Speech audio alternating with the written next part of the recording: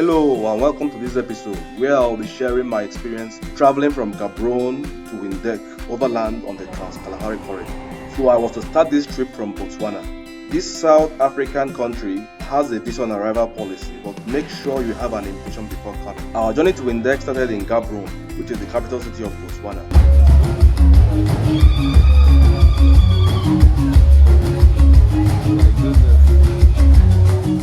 It has around 500,000 inhabitants, which accounts for the 25% of the 2.3 million people who live in this country. My plans was to visit Windhoek, the capital of Namibia, overland.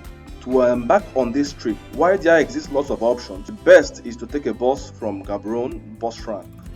This is the city center where it's possible to get buses to most places in Southern Africa, like Harare, Lusaka, Bulawayo, and Windhoek. Direct buses to Gaborone leaves early on Friday and on Sundays. My travel was on a Sunday, but I arrived for these buses very late. The vehicles leave as early as 7 a.m. so as to arrive their destinations on time. Bus fares for this trip varies from 250 pula to 300 pula. It all depends on the capacity of the vehicle and then the comfort level. I could not get a direct vehicle because I was late. Tevin, a friend I met for the first time while trying to locate a bus company for this trip, took me to several of them where I was advised to get a bus to a city called Kang, from where I would see several trucks bound to Windhoek, Namibia, and then I could hitchhike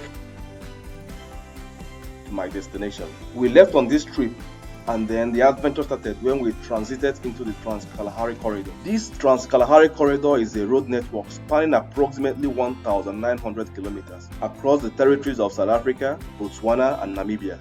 It starts in Pretoria, South Africa and continues through Lobase and Kanya in Botswana. It goes all the way to Kang and then crosses the border and then goes through Wavis, Windhoek, Okanja, and then straight down to Port Wavis Bay of the Atlantic Ocean. The Kalahari Corridor, together with the Maputo Corridor, which starts from Gauteng province in South Africa to Maputo in Mozambique, provides a short transport link across the breadth of the South African subcontinent. Just some minutes after leaving Gaborone was Joanie Diamond Mines, one of the biggest mines in the country. This route is replete with lots of interesting sights and things. There were all sorts of wild animals like ostriches, wild donkeys, horses, lions, antelopes, and different variety of birds. Due to droughts and the absence of water on this route, there are lots of water boreholes which the government provided to water the animals. The first leg of this journey ended in Kang. Fortunately, a large truck pulled by and they agreed to take me and one other passenger. Ernest is the driver of this truck. He was a very kind guy. Apart from the fact that he did not collect any money from me for this trip, he shared some of his refreshments that he had on him. Some friends even suggested that we look like brothers. We had to make one or two stops to refuel the truck and to buy refreshments.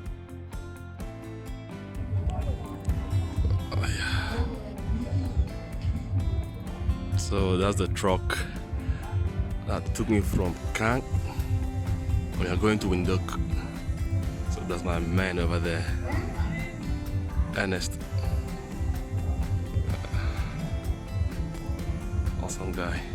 At the border, the immigration process was simple and easy. Also, the trucks were allowed to only cross with one passenger. We left the border still on the Kalahari Corridor to Gobabis, where we were able to buy SIM cards and other refreshments. And one thing one must note here is that things are quite cheaper in Namibia when compared to Botswana. This is largely because Botswana is landlocked and everything has to be imported. The journey to Windhoek from this point became quite interesting again. We saw different wild animals and one must have to drive carefully in order not to hit these animals. An accident of hitting these animals will cause a truck to somersault. We applied all forms of tactics so that we did not sleep.